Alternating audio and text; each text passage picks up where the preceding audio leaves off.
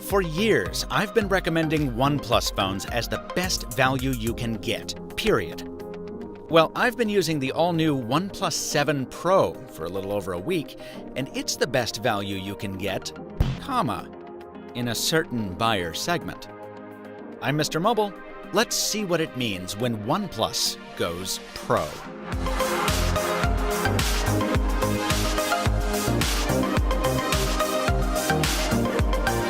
Folks, the most important thing to understand about this phone is that it's not competing in the same space OnePlus has dominated for the past couple years. From the curved display to the triple cameras, this is aimed at people who are considering premium phones like Samsung's Galaxy S10 family. Some dollar figures for context, those phones can be had for between $749 and $999, depending on size and features. The OnePlus 7 Pro starts at $669. Putting itself within spitting distance of the Galaxy S10e says a lot about OnePlus's confidence, and the specs back it up, from the top-shelf processor to the optional 12 gigs of RAM. It's also the first phone to hit the market with UFS 3.0 storage, twice as fast as the previous generation.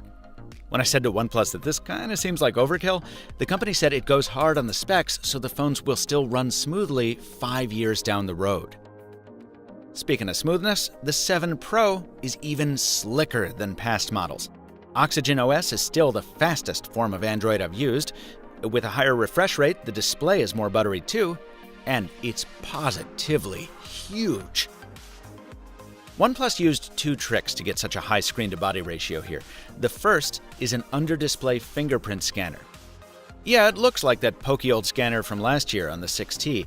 This one has an optical sensor 36% larger. So instead of one of the slowest around, it's now one of the fastest. The other screen-maximizing trick is a lot of fun. OnePlus moved the selfie camera to its own little periscope that pops up when you need it and retracts when you don't. It also automatically stows itself if you drop the phone. I tested it with a few 3-foot falls, and it always tucked quickly enough to save itself. As you can see from the sample photos, this feature is a real crowd pleaser. People love it. As you subscribers know, I also love a camera with a lot of versatility. And with high-resolution standard, ultra-wide, and 3x telephoto options, this gives you lots of framing options. I've used the 7 Pro to photograph my stepdad's surprise birthday party, my adventures at Google I/O, my college professor's retirement party in Virginia, and all the spaces in between. And you know, it did fine, which is to say it didn't ruin any of those memories for me with terrible photos. But you can already hear it in my voice. I definitely had to do more work than I would have liked to get those photos. For one thing, there's a frustrating lag that makes the shutter fire about a quarter to a half a second after you press the button, so you get a lot of photos of people blinking in that moment when they think the photo's already been taken. The 7 Pro also overexposes by quite a bit, more than other phones, so you need to manually crank it down so you don't blow out your highlights. And there's a softness to details on the whole, especially when using the wide angle. Now, to be fair, the ultra-wide camera is usually the most disappointing one on any smartphone, and OnePlus does some amazing black magic with distortion correction. Watch how the corners go from bent to squared up, boop, just like that. But, you know, tricks aside, every time I started to feel like this is a camera I could use on the daily, another limitation would pop up. I was let down by the nightscape low-light mode, which seems just as good at introducing noise into the shot as it is at brightening things up. It certainly can't hold a candle to night sight on the Pixel phones. Then there's the fact that you can't use the wide-angle camera in video mode, and videos themselves, they're fine. You know, I like being able to shoot in 4K 60 and super slow-mo, and the stabilization is also good. But colors are just comically oversaturated. Flesh tones like mine cook out to red, and the waters of Boston Harbor take on the look of the Caribbean. I'll shut up for a few so you can take in a few more samples, judge for yourself.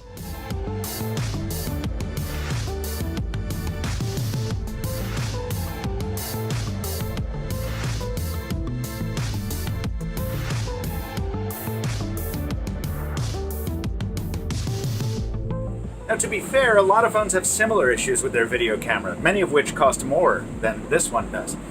But it just seems like for years we've been asking OnePlus for a great camera, along with wireless charging and water resistance. And with the 7 Pro, it just feels like we haven't gotten any of that. Camera aside, the company has a good answer for my other complaints. A proper IP certification would raise the price of each phone by $30. And most warranties don't cover water damage, even if the phone is IP certified. As for wireless charging, OnePlus points to 2 advantages. 1, its big battery really does last all day.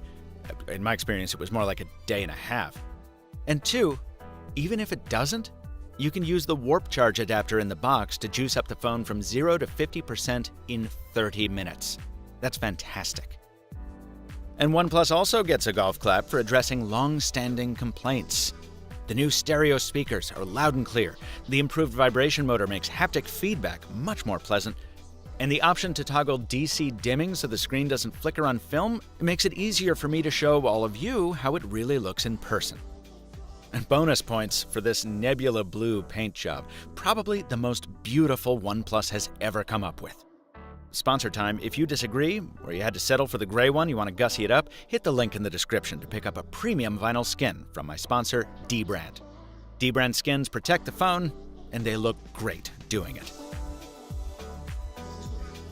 At the end of the day, can I recommend the OnePlus 7 Pro? Yeah. But I do so with less than my usual enthusiasm.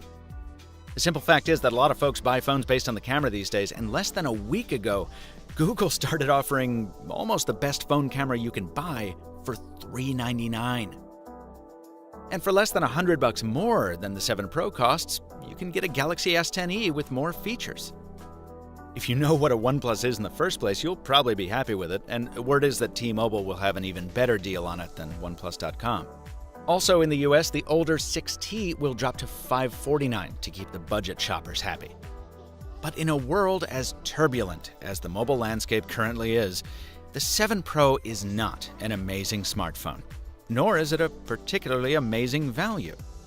It's just very good, and given the competition, very good feels more like the settling that OnePlus has historically encouraged us never to do.